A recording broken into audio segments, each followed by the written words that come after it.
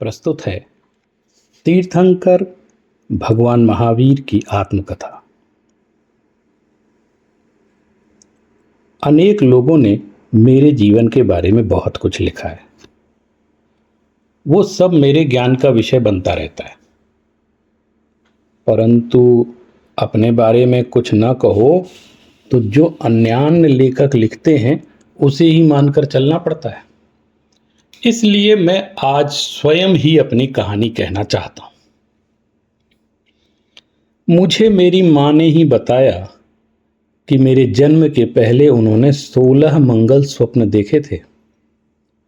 तो पिताजी ने कहा कि तुम भाग्यशाली हो, तुम ऐसे पुत्र की मां बनने वाली हो जो धर्म तीर्थ का प्रवर्तन करेगा।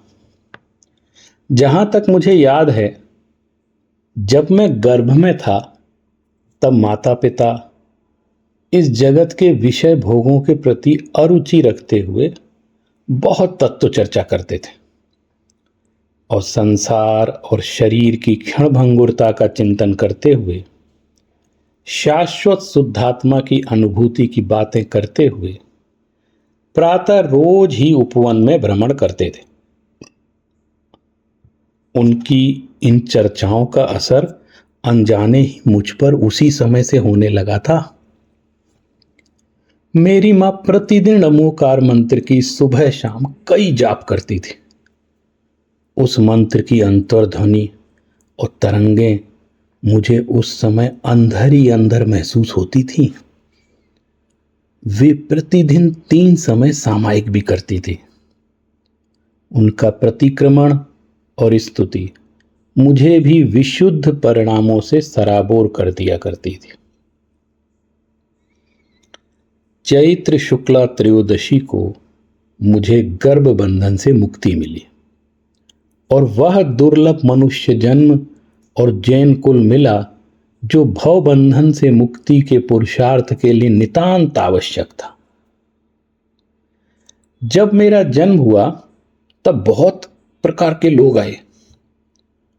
कोई उन्हें सौधर्म इंद्र कह रहा था, कोई शची इंद्राणी। पता नहीं क्यों वे उस समय मुझे मेरी मां से अलग करके सुमेरु पर्वत की पांडुक शिला पर ले गए और बहुत भक्ति पूर्वक मेरा जन्माभिषेक भी करवाया। जन्म के अनंतर यह आवश्यक होता होगा। गर्भ में 9 माह सिकुड़ कर रहते रहते मैं भी अकड़ सा गया था। थोड़ा अंगड़ाई लेते समय मैंने सहज ही अपने पैर का अंगूठा मेरू से छू दिया तो मानो भूकंप सा आ गया। इंद्र घबरा गए और मेरी तरफ अत्यंत श्रद्धा से देखते हुए मुझे वीर नाम से पुकारने लगे। मुझ नन्हे बालक को निहार निहार कर अनेक लोग बहुत खुश हो रहे थे और मेरी भक्ति कर रहे थे। कई लोग रत्नों के मुकुट और हार पहने हुए थे। लोग उन्हें इंद्र और इंद्राणी कह रहे थे। बच्चे को देख आनंदित होना तो समझ आता था, लेकिन उसकी भक्ति करना मेरी समझ के बाहर था, क्योंकि भक्ति तो भगवान की होती है और मैं बालक था। पता नहीं वे भविष्य की किस अप्रकट पर्याय को प्रकट रूप में देख रहे थे। मेरे जन्म के समय पूरे वैशाली में उत्सव मनाया गया। मैं जिस महल में रहता था उसका नाम नंद्यावर्त था। वह 7 खंड का था। मुझे खेलने में बहुत आनंद आता था। मैं धीरे धीरे चंद्रमा की कलाओं की भांति बड़ा हो रहा था। मां मुझे रोज देखती और कहती, आज तो तू कल से भी ज्यादा सुंदर लग रहा है, तू रोज बड़ा हो रहा है। पिताजी ने बताया कि जब से तू मां के गर्भ में आया उस दिन से ही पूरी वैशाली की समृद्धि बढ़ने लगी है। अतः उन्होंने मेरा नाम वर्धमान रख दिया। मुझे बचपन से ही प्रकृति और उसके बीच रहना पसंद था। मैं खूब खेलता कूदता था। कभी नंद्यावर्त की छत पर कुंडग्राम की खूबसूरती निहारता तो कभी सूर्य की तेज रश्मियों से आलोकित प्रकृति को। ये सब देखते देखते मेरे मन में उसी समय से एक अलौकिक जिज्ञासा का प्रादुर्भाव होने लगा था। मैं मन ही मन सोचता था कि इतनी सुंदर प्रकृति, रंग बिरंगे फूल, फलों से लदे वृक्ष, अरुणाचल में उगता हुआ सूर्य, कल कल बहती नदियां, खुले आसमान में कलरव करते उड़ते बिहंग, वनों में अटखेलियां करते मृग, उपवन में नृत्य करते बहुरंगी मयूर, इतने सुंदर और मन भावन संसार को आखिर क्षण भंगुर क्यों कहा जाता है? माँ बापू इन्हें आसार क्यों कहते रहते हैं? और यदि ये आसार हैं तो सारभूत क्या है? पूछने पर मेरे साथ खेलने वाले मित्र, जो मंत्रियों और खजांचियों के बेटे थे, अक्सर कहते कि ये सब ईश्वर ने बनाया है। और सिर्फ यही नहीं, बल्कि हमको आपको सबको ईश्वर ने बनाया है। वे समझाते थे कि बिना उसकी मर्जी के एक पत्ता भी नहीं हिलता। ईश्वर को खुश करने के लिए उनकी पूजन आवश्यक है। वे नाराज हो जाएं तो सब कुछ तबाह हो सकता है, इत्यादि न जाने कितनी बातें वे मुझे बताते रहते थे। मैं चुपचाप उनकी बातें सुनता और सोच में पड़ जाता। मुझे लगता था कि वास्तविक सत्य कुछ और है। ईश्वर का स्वरूप वैसा नहीं है जैसा वे बताते हैं। वास्तविक सत्य की खोज करने को मैं बहुत उत्सुक हो गया। एक दिन मैं नंद्यावर्त के चतुर्थ तल पर वातायन की तरफ मुख करके प्रकृति के सौंदर्य का निरीक्षण करके ये सोच रहा था कि सत्य के बारे में सबकी राय अलग अलग क्यों है, जबकि सत्य तो एक होता है। इतने में मेरे अनेक मित्र मुझे खोजते हुए मेरे पास आ गए और खेलने की जिद करने लगे। एक ने कहा, वर्धमान, हम तुम्हें 1 घंटे से खोज रहे हैं, तुम अब जाकर मिले हो। दूसरे ने शिकायत के स्वर में कहा कि तुम्हारा माता पिता के मिथ्या वचनों के कारण ऐसा हुआ है। क्या हुआ? ऐसे वचन क्यों कह रहे हो? मेरे माता पिता सत्यानुव्रत के धनी हैं, वे कभी असत्य वचन नहीं कहते। मैंने थोड़ी नाराजगी व्यक्त करते हुए उनसे कहा। इस पर तीसरे ने कहा कि देखो, जब हम नंद्यावर्त में आए तो भूतल पर माता त्रिशला मिली। उनसे हमने पूछा कि वर्धमान कहाँ है? तब उन्होंने कहा कि ऊपर है। हम ऊपर 7वें खंड पर गए तो वहां तुम नहीं मिले, बल्कि पिताजी राजा सिद्धार्थ मिले। तब हमने उनसे तुम्हारे बारे में पूछा तो उन्होंने कहा कि नीचे के तल पर हैं। हम फिर भूतल पर आए तो भी तुम नहीं मिले। फिर हम सभी ने प्रत्येक तल का निरीक्षण किया। अब तुम चतुर्थ तल पर मिले हो, इसलिए तुम्हारे माता पिताजी ने हमसे असत्य वचन कहे। मैं सोच में पड़ गया। फिर विचार करके मैंने उनसे कहा कि देखो, न मेरे पिताजी ने असत्य कहा और न ही माताजी, किंतु दोनों की वाणी सापेक्षिक सत्य थी। पिता 7वें तल पर थे, अतः उनकी अपेक्षा मैं नीचे ही था, और मां भूतल पर थी, अतः उनकी अपेक्षा में चतुर्थ तल पर ऊपर था। मित्रों में कुछ को तो कुछ बात समझ में आ गई और कुछ को नहीं आई, लेकिन उन्हें समझाते समझाते मेरी एक बहुत बड़ी समस्या का समाधान हो गया। मैंने सत्य को समझाने के लिए एक नवीन प्रमेय को पा लिया था। मुझे सत्य के संदर्भ में यह बात समझ आ गई कि लोग सत्य के बारे में अलग अलग कथन क्यों करते हैं। दरअसल सत्य बहुआयामी होता है और प्रत्येक मनुष्य जिस स्थान या भूमिका में होता है वह उसके किसी एक आयाम को देखता है और उसका कथन कर देता है। इसीलिए अलग अलग दृष्टिकोण सामने आ जाते हैं। मुझे ज्ञात था कि वस्तु अनंत धर्मात्मक होती है, उसमें परस्पर विरोधी धर्म स्वभाव से ही विद्यमान हैं। वस्तु के वास्तविक स्वरूप के बारे में अपने अंदर के इस रहस्य को बतलाता हुआ मैं बहुत रोमांचित हुआ। मुझे बहुत बड़ी निधि मिल गई थी। बस फिर क्या था, मैंने इसका नाम अनेकांत सिद्धांत रख दिया। अब मैं मन ही मन इसके अनेक रूप सोचता हुआ एक दिन नंद्यावर्त के उद्यान में एक झूले पर बैठा आत्मा के स्वरूप का चिंतन कर रहा था कि मेरे भाग्य से उसी समय आकाश मार्ग से चारण रिद्धिधारी 2 दिगंबर मुनिराज पधारे। उन्हें देख मुझे अपने पूर्व जन्म की स्मृति हो आई, जब मैं सिंह के रूप में जंगल में घूम रहा था और इसी तरह 2 मुनिराजों ने आकर मुझे संबोधन दिया था और मुझे रत्नत्रय का पहला रत्न सम्यक दर्शन मिल गया था। वे मुनिराज भी वस्तु स्वभाव का ही चिंतन कर रहे थे और उन्होंने पदार्थ के स्वरूप विषयक एक शंका मेरे समक्ष रख दी। मुझे उसका समाधान अनेकांतवाद से समझ तो आ गया था, लेकिन कहते नहीं बन रहा था। मैं विचार में पड़ गया। फिर मैंने विचार करते करते नंद्यावर्त की ओर निहारा और मुझे लगा कि इसी महल में मुझे अनेकांतवाद समझ में आया था। अब उसी अनेकांतवाद को कहने के लिए भी यही महल निमित्त बनेगा।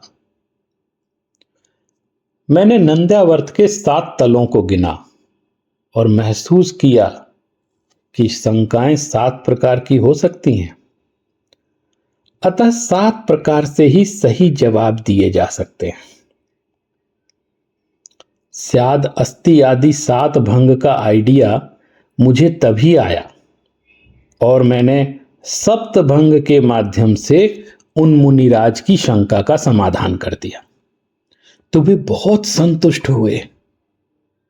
मैंने भी तभी से सप्तभंग की इस पद्धति का नाम स्यादवाद रख दिया। इसे भी मैं एक संयोग ही कहूंगा कि बाद में नैगम संग्रह आदि 7 नए और जीव अजीव आश्रव आदि 7 तत्व विषयक चिंतन भी इसी 7 मंजिले महल में किया मैंने। लगता है इसी कारण विहार करने से पूर्व उन्होंने मुझे सन्मति नाम से पुकारा और तब से लोग मुझे सन्मति नाम से भी जानने लगे। ऐसा लगता है कि वे मुनिराज स शब्द से सप्तभंग, स्यादवाद, सप्तनय और सप्त तत्व की चर्चा मेरे मुख से सुन सुनकर अनुप्रास मिलाते हुए मुझे भी स से सन्मति कहने लगे। फिर क्या था, मैं अब सभी परिस्थिति, घटना और पदार्थ को सापेक्ष दृष्टिकोण से देखने लगा। मुझे लगा कि लोग व्यर्थ ही संघर्ष करते हैं। उनके संघर्ष का मूल कारण है एकांतिक दृष्टिकोण। अब मेरी उत्सुकता सत्य को समझने के साथ साथ सत्य की अनुभूति की ओर भी बढ़ने लगी।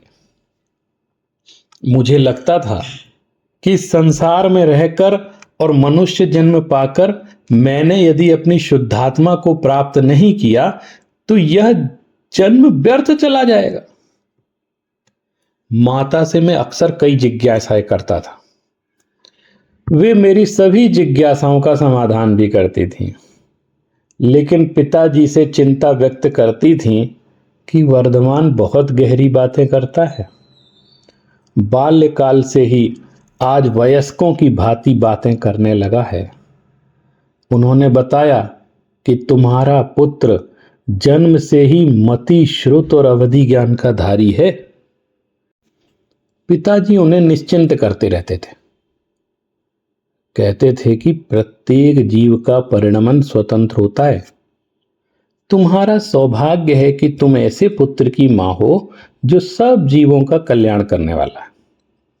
ये बातें मैं भी सुनता था, लेकिन मेरे लिए ऐसा क्यों कहा जा रहा है ये मेरी समझ में नहीं आता था। मगर ये जरूर लगता था कि इस जीवन का कुछ अर्थ होना चाहिए। जीवन का मुख्य उद्देश्य स्व और पर का कल्याण ही होना चाहिए। मैं ये बातें अपने मित्रों से भी करता था, लेकिन वे समझते नहीं थे। फिर भी खेल खेल में मैं उन्हें अहिंसा की बात तो समझाता ही था। एक दिन उपवन में हम खेल रहे थे। खेलते खेलते जब हम सभी थक गए तो मैंने उनकी थकान मिटाने के बहाने उन्हें ध्यान का अभ्यास कराया। पद्मासन में बैठकर आंखों को कोमलता से बंद करके अपनी इंद्रिय चंचलता को समेटकर आत्मा को देखने का अभ्यास मैंने तब से ही प्रारंभ कर दिया था। एक दिन की बात है, उसी समय एक सर्प हम सभी के बीच आ गया। हमारे सभी मित्र घबरा गए, कुछ भाग गए, कुछ उसकी हत्या करने को भी उत्सुक हो गए। विडंबना यह थी कि मैं ध्यान में इतना डूब गया था कि मुझे सर्प का भान तक नहीं हुआ। जब ज्यादा शोर हुआ और मित्र मुझे पलायन करने को कहने लगे तो मुझे आभास हुआ और मैंने देखा वह सर्प मेरे सामने फड़ फैलाए हुए बैठा था। उसी क्षण मैंने उसे शांत भाव से देखा और उसकी पर्याय का निरीक्षण कर उसके भी भीतर विराजमान शुद्ध चैतन्य तत्व के दर्शन किए और ये भावना की कि इस जीव का भी कल्याण हो। मुझे आश्चर्य हुआ कि मेरी इस विशुद्ध भावना का संप्रेषण, जिसे आजकल की भाषा में आप लोग टेलीपैथी बोलते हो, उस सर्प तक पहुंच गई। विशुद्ध परिणामों की तरंगें प्रत्येक जीव तक पहुंचती हैं। वह सर्प बिना किसी को नुकसान पहुंचाए स्वतः वहां से चला गया। मेरे मित्रों को लगा कि जहरीले सर्प से डरकर बड़े बड़े भी भाग जाते हैं, लेकिन मैं हिम्मत से वहां बैठा रहा और सर्प को भगा दिया। अब यह प्रसंग पूरी वैशाली में फैल गया। लोग मुझे वर्धमान, सन्मति और वीर नाम से तो पुकारते ही थे, उस दिन से मुझे महावीर भी कहने लगे। मुझे इसमें बहुत बड़े साहस जैसी बात नहीं लग रही थी। मुझे सर्प वाली घटना सहज प्राकृतिक घटना जैसी लग रही थी, लेकिन लोगों को बहुत बड़ी बात लगी। इस घटना से मैंने एक निष्कर्ष निकाला कि मनुष्य अभय इसलिए नहीं है क्योंकि वह करुणाशील नहीं है, उसे वस्तु के स्वरूप का ज्ञान नहीं है, वह दूसरों प्राणियों के प्रति अहिंसक नहीं है, इसलिए स्वयं की हिंसा से भयभीत रहता है। पर मुझे लगा कि वास्तव में सुखी होने का और दूसरों को सुखी करने का एक ही उपाय है, अहिंसा। उस दिन मैंने संकल्प किया कि अहिंसा विषय पर पूरा अनुसंधान कर मैं इसे पूरे विश्व को समझाऊंगा। बाल्यावस्था के अनंतर मैंने किशोरावस्था में प्रवेश किया। मुझे ध्यान करना, सामायिक करना और संसार की सभी चीजों को जानना, ये प्रमुख चीजें पसंद थीं। मित्रों के साथ नगर भ्रमण भी मुझे बहुत आनंदित करता था। एक दिन अजीब सा वाकया हुआ। मैं मित्रों के साथ नगर में भ्रमण कर रहा था। अचानक गजशाला से भागे हुए एक विक्षिप्त गजराज नगर में उत्पात मचाने लगे। लोगों को रौंदते और दुकानों को नष्ट करते हुए वे बहुत आतंक पैदा कर रहे थे। शुरू में मित्रों और अन्य राहगीरों की भयाकुलता देख थोड़ा मैं भी भयभीत हुआ, किंतु फिर विचार किया कि यह भी तो संगी पंचेंद्री जीव है। जरूर महावत के अत्याचारों से भयाक्रांत होकर विक्षिप्त हो गया होगा। मैंने एक प्रयोग किया। अत्यंत करुणा, दया और उसके कल्याण की पावन भावना से मैंने उसके समक्ष जाने का साहस किया। मेरी अंतर्ध्वनि से वह अभिभूत हो गया और शांत भाव से खड़ा होकर मात्र अपनी मुखाकृति से अपने दुख की अभिव्यक्ति करने लगा। मैंने उसे संबोधित करते हुए कहा, हे गजराज, तुम तो स्वयं मंगल स्वरूप हो, जगत का कल्याण करते हो। आज अपने आपे से बाहर कैसे आ गए? मुझसे कहो, क्या पीड़ा है? उसने 2-3 चिंगाड़ भरी, मानो अपनी पीड़ा कह रहा हो। मैं उसकी बात समझ गया।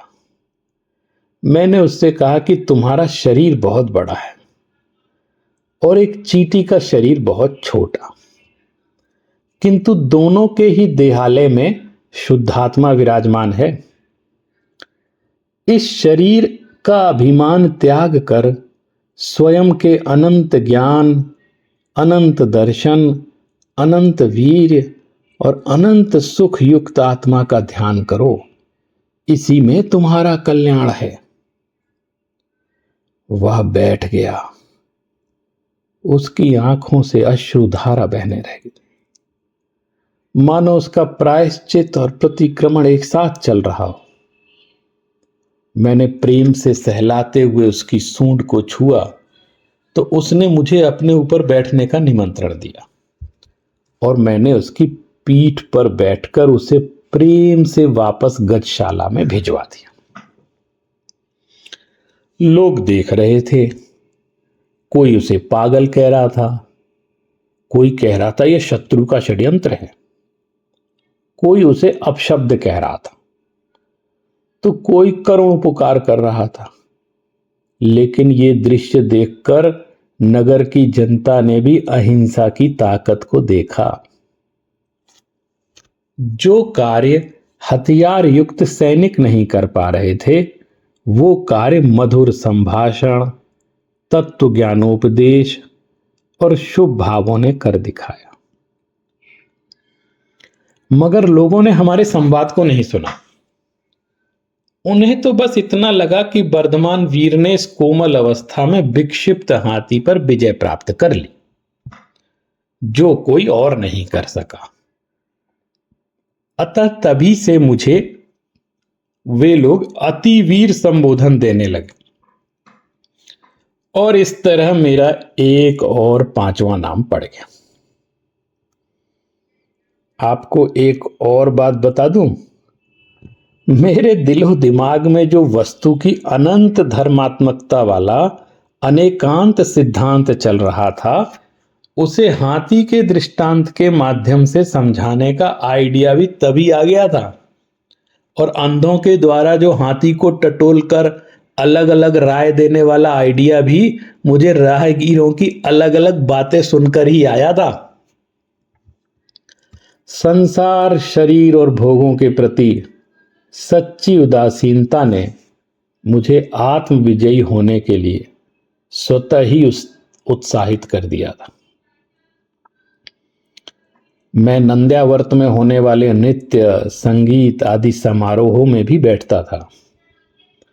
मेरी मां मोहवशात कुछ ऐसी कोशिशें करती थी कि मैं महल के सुखों में रम जाऊं, और इसी कारण अचानक एक दिन कलिंग के राजा जितशत्रु मेरे महल में अपनी कन्या यशोदा का विवाह का प्रस्ताव लेकर आए। मुझे लग गया था कि निश्चित ही यह आयोजन मेरी मां ने पिताजी से कहकर जबरदस्ती करवाया हो। यशोदा सुंदर राजकन्या थी, वह भी जिन धर्म के तत्वज्ञान को समझती थी। हमने आपस में काफी चर्चाएं की। एक बार तो मेरा मन किया कि विवाह पूर्वक गृहस्थ धर्म का पालन करते हुए भारतवर्ष में प्रथम वैशाली की इस प्रथम गणतंत्र व्यवस्था को और अधिक लोकतांत्रिक, संपन्न और धर्म शासन युक्त बनाकर लोक का कल्याण किया जाए। मुझे पता था यह भविष्य में पूरे विश्व के गणतंत्र और लोकतंत्र का आधार बनेगी। किंतु तत्क्षण मेरे मन में यह भाव भी आया कि संसार चलाने के कार्य तो अनादि से अनंत बार किया है। अब इस मनुष्य जन्म को पाकर, जिन धर्म को पाकर जन्म मरण के चक्कर से पार होना ही एकमात्र उद्देश्य होना चाहिए। नहीं तो 84 भवों का पुनः चक्कर प्रारंभ हो जाएगा। विवाह करना बुरा नहीं है, लेकिन जब मुझे यह संकल्प पूर्व से ही है कि मुझे जल्दी दीक्षा अंगीकार करनी है, तो व्यर्थ के प्रपंच रचकर क्यों किसी का जीवन दुखी किया जाए। यह मनोभाव मैंने यशोदा से भी प्रकट कर दिया।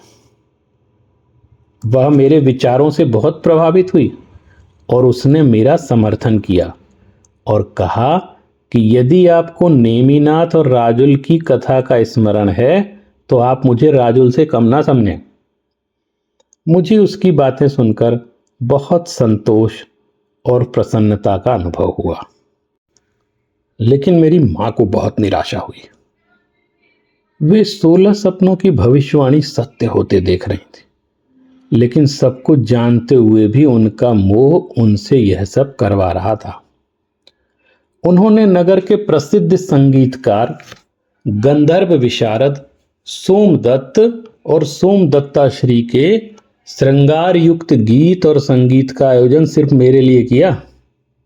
क्यों ना हो, किसी भी मां को यदि उनका बेटा भरी जवानी में वैराग्य की बातें करें तो चिंता तो हो ही जाती है। लेकिन मेरे पिताजी निश्चिंत रहते थे, अतः मां के निर्णयों में टोका टोकी करके झंझट मोल नहीं लेते थे।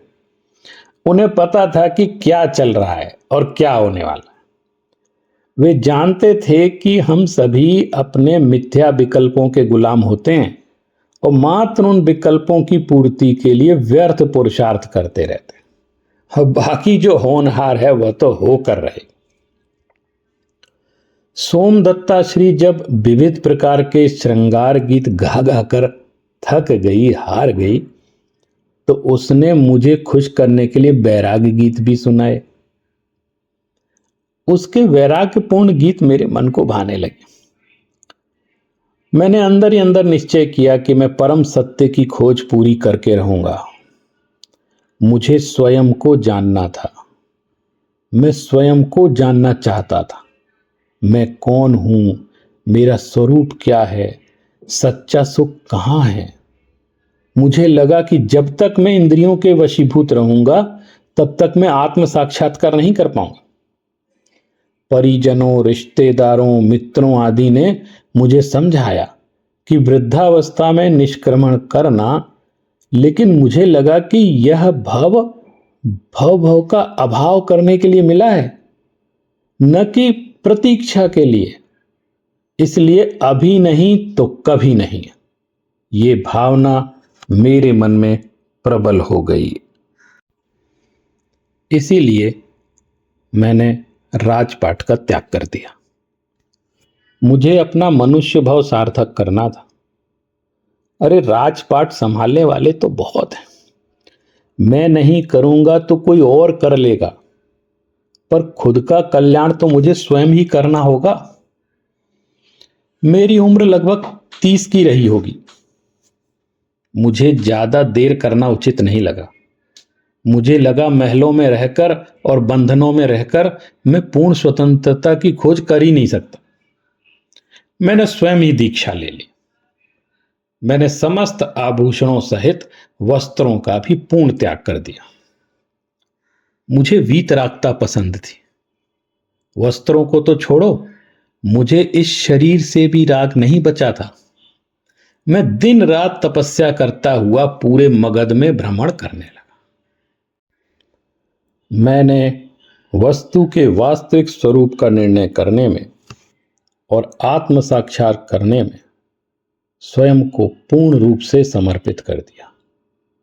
मैं जहां जाता लोग मुझसे आशीर्वाद मांगते और उपदेश की अपेक्षा करते थे, लेकिन मैंने भी निर्णय कर लिया था कि जब तक मैं पूर्ण ज्ञान को प्राप्त नहीं कर लूंगा तब तक कोई उपदेश नहीं दूंगा, और एक द्रव्य दूसरे द्रव्य का कर्ता नहीं है, यह मेरा पक्का निर्णय था।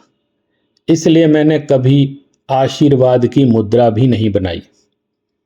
मैं एक हाथ पर अपना दूसरा हाथ रखकर पद्मासन का प्रयोग करता था और नासाग्र दृष्टि रखकर आत्म ध्यान करता था। यही मेरा प्रवचन था और यही मेरा संदेश। लेकिन भव्य जीव ही इस भाव को ग्रहण कर पाते थे। कायोत्सर्ग की मुद्रा से मैं शरीर के प्रति ममत्व त्याग का उपदेश देता था और समझने वाले समझ जाते थे। 12 वर्षों तक मैंने मौन साधना की, उपदेश दिया, लेकिन मुंह से नहीं, अपनी चर्या से, अपनी साधना से। फिर एक दिन ऐसा हुआ कि मुझे लोकालोक, भूत, भविष्यत, वर्तमान सभी द्रव्य और उनकी प्रत्येक पर्यायें स्पष्ट प्रत्यक्ष दिखने लगे। लेकिन मुझे अब दुनिया जानने का प्रयोजन रह ही नहीं गया था। मुझे अपना शाश्वत आत्म तत्व प्राप्त हो गया था। अनुपम, असीम, अतीन्द्रिय आनंद, सुख का अविनश्वर सरोवर मेरे भीतर प्रकट हो गया था। अब कुछ और पाना शेष नहीं था, मात्र केवल ज्ञान और आत्मा का आनंद। मुझे इस तरह का एहसास भी हुआ कि मेरे जन्म के समय जो सौधर्म इंद्र आए थे वे पुनः आ गए हैं और पूजा अर्चना भी करने लगे। कुबेर भाई पता नहीं किन व्यवस्थाओं में लगे। इन सब बाहरी चकाचौंध से पहले साधना काल में मुझे बहुत तकलीफ होती थी, लेकिन अब अंदर का तीन्द्रिय सुख ऐसा अनुपम और अलौकिक था कि बाहर कुछ भी होता रहे मुझे कोई फर्क नहीं पड़ता था। मैं बाहर कोई भी यत्न नहीं करता था। मेरा सारा पुरुषार्थ अब सहज हो गया था। मेरा गमन, विचरण, उठना, बैठना सब कुछ सहज था, और क्यों हो रहा था मुझे नहीं मालूम, और न ही मैंने कभी ये जानने का प्रयास किया। कुछ तो अलौकिक था। मैं शांत रहता था और लोग मुझसे उपदेश की अपेक्षा रखते थे। सबसे ज्यादा चिंता स्वधर्म को होती थी। सभी वस्तु का स्वरूप समझना चाहते थे। वास्तविक धर्म और आत्मानुभूति का उपाय जानना चाहते थे। लोग चिंतित हो रहे थे। रोज मेरे पास आते, मुझे चातक की भांति निहारते, कुछ प्रतीक्षा करते थे और चले जाते थे। ऐसा क्रम 66 दिन तक चलता रहा। मेरा परिणमन भी सहज था। मैं कुछ कहने से स्वयं को रोक भी नहीं रहा था और कुछ कह भी नहीं रहा था। स्वधर्म ने अपनी पहुंच से कुछ ऐसा जाना कि वस्तु तत्व की सूक्ष्मता को समझने वाला कोई विद्वान पंडित इस सभा में नहीं है। संभवतः इसलिए मैं मौन हूं। लेकिन ना मैं मौन था ना अमौन, बस जो था सो था। लोग अपने मन से अन्यान्य कयास लगा रहे थे। इतने में एक ब्राह्मण विद्वान मुझे अपने करीब आते दिखाई दिए। उन्हें देखकर मुझे लगा कि ये ज्ञानी जीव हैं, भव्यात्मा है। बस मेरे माध्यम से ओंकार की ध्वनि होने लगी। मुझे लगने लगा कि अपनी अनुभूतियों से जो सत्य मैंने समझा है वह सारा उड़ेल दूं। उन विद्वान पंडित जी का नाम इंद्रभूति गौतम था। वे अपने साथ अन्य विद्वानों को लेकर आए थे। पहले मैंने सोचा कि उस परम रहस्य को इन्हें संस्कृत भाषा में समझाऊं। फिर लगा कि ऐसे तो अहिंसा धर्म की सत्यता अन्य जन सामान्य तक नहीं पहुंच सकेगी।